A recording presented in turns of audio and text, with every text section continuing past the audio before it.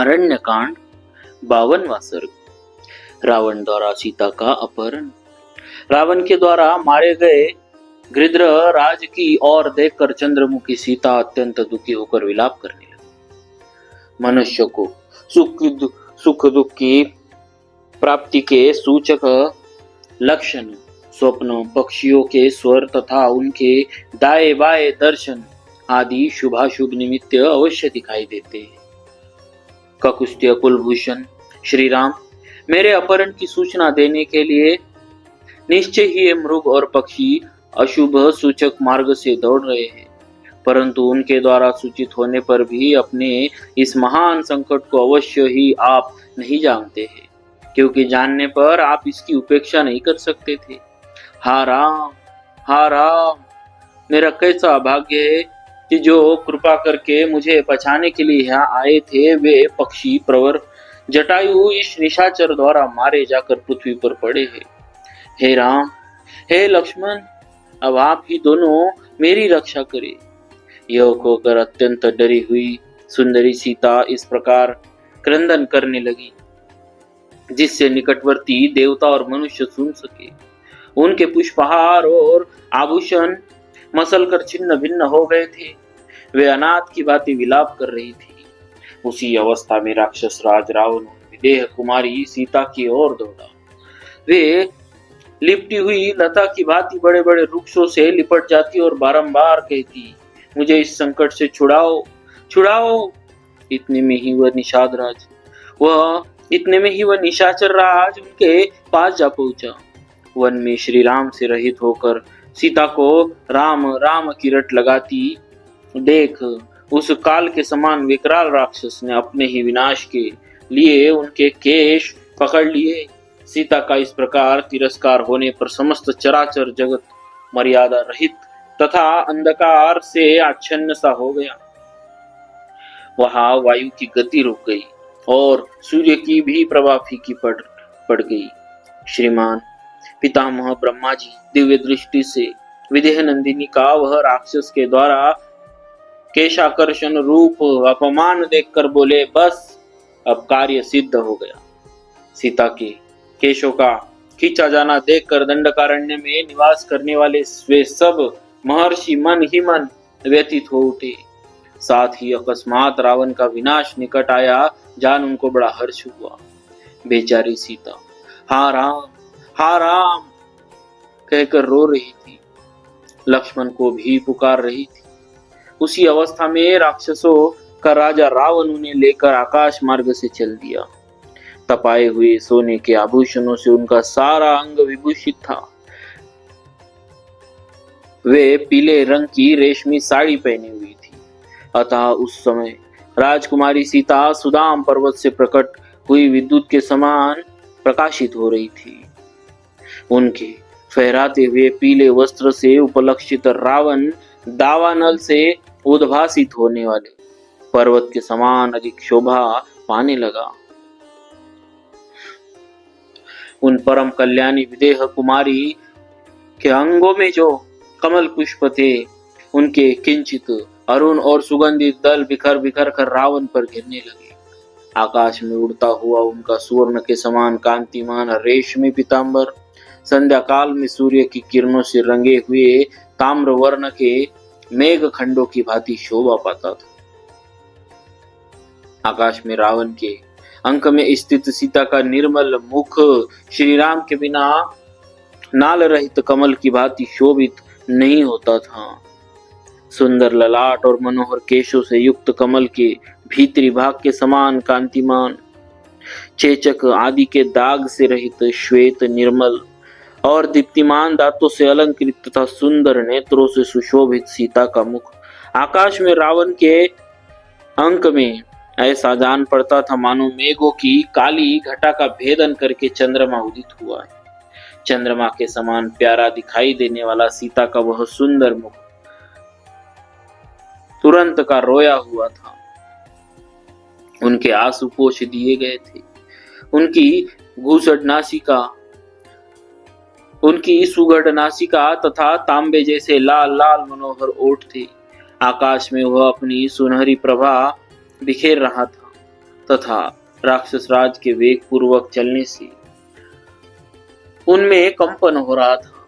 इस प्रकार वह मनोहर मुख भी श्री राम के बिना उस समय दिन में उगे हुए चंद्रमा के समान शोभाहीन प्रतीत होता था। मिथिलेश कुमारी सीता का श्रीअंक स्वर्ण के समान दीप्तिमान था और राक्षस राज रावण का शरीर बिल्कुल काला था। उसकी गोद में वे ऐसी जान पड़ती थी मानो काले हाथी को सोने की करधनी पहना दी गई हो।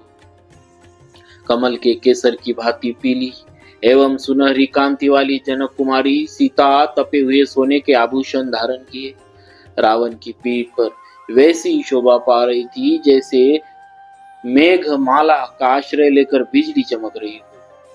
विदेह नंदिनी के आभूषणों की झनकार से राक्षस राज रावण गर्जना करते हुए निर्मल नील मेघ के समान प्रतीत होता था। हर कर ले जाई जाती हुई सीता के सिर से उनके केशों में गूंथे हुए फूल बिखर कर सब और पृथ्वी पर गिर रहे थे। चारों ओर होने वाली वह फूलों की वर्षा रावण के वेग से उठी हुई वायु के द्वारा प्रेरित हो फिर उस दशानन पर ही आकर पड़ती थी। कुबेर के छोटे भाई रावण के ऊपर जब वह फूलों की धारा गिरती थी उस समय ऊंचे मेरु पर्वत पर उतरने वाली निर्मल नक्षत्रमाला की भांति शोभा पाती। विदेह नंदिनी का रत्न जटित नुपुर उनके एक चरण से खिसक कर विद्युत मंडल के समान पृथ्वी पर गिर पड़ा। वृक्षों के नूतन पल्लवों के समान किंचित अरुण वर्ण वाली सीता उस काले कलूटे राक्षस राज को उसी प्रकार सुशोभित कर रही थी जैसे हाथी को कसने वाला सुनहरा रस्सा उनकी शोभा बढ़ाता हो। आकाश में अपने तेज से बहुत बड़ी उल्का के समान प्रकाशित होने वाली सीता को रावण आकाश मार्ग का ही आश्रय ले हर ले गया। जानकी के शरीर पर अग्नि के समान प्रकाशमान आभूषण थे। वे उस समय खन खन की आवाज करते हुए एक एक करके गिरने लगे मानो आकाश से ताराएं टूट टूट कर पृथ्वी पर गिर रही हो। उन विदेह नंदिनी सीता के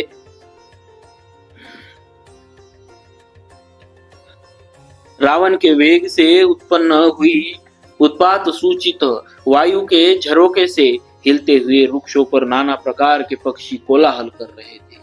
उन्हें देखकर ऐसा जान पड़ता था मानो वे वृक्ष अपने सिरों से हिला हिला कर संकेत करते हुए सीता से कह रहे कि तुम डरो मत, तुम डरो मत। जिनके कमल सूख गए थे और मत्स्य आदि जलचर जीव डर गए थे वे पुष्करिणियां उत्साहित हुई मिथिलेश कुमारी सीता को मानो अपनी सखी मानकर उनके लिए शोक कर रही थी।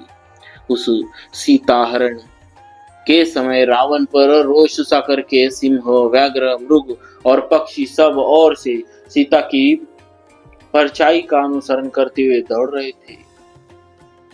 जब सीता हरी जाने लगी उस समय वहां के पर्वत झरनों के रूप में आंसू बहाते हुए ऊंचे शिखरों के रूप में अपनी भुजाएं ऊपर उठाकर मानो जोर जोर से चित्कार कर रहे थे।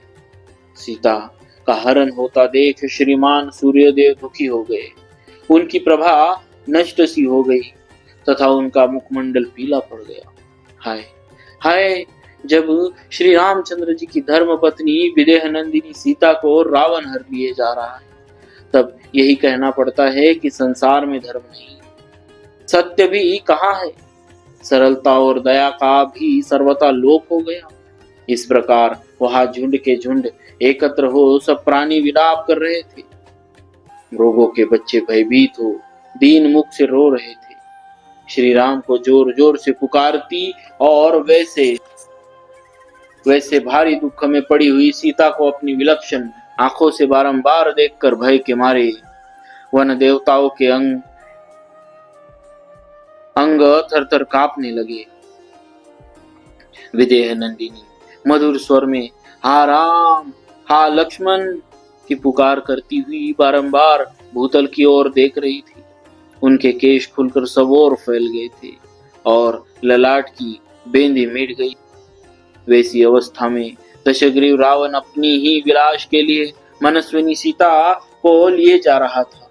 उस समय मनोहर दांत और पवित्र मुस्कान वाली मिथिलेश कुमारी सीता, जो अपने बंधु जनों से बिछुड़ गई थी, दोनों भाई श्री राम और लक्ष्मण को न देखकर भय के भार से व्यतीत हो उठी। उनके मुखमंडल की कांति फीकी पड़ गई। इस प्रकार श्री वाल्मीकि निर्मित आर्ष रामायण आदि काव्य के अरण्य कांड में 52वां सर्ग पूरा हुआ। बोलिए श्री सीताराम जी महाराज की जय। भक्तवत्सल भगवान की जय।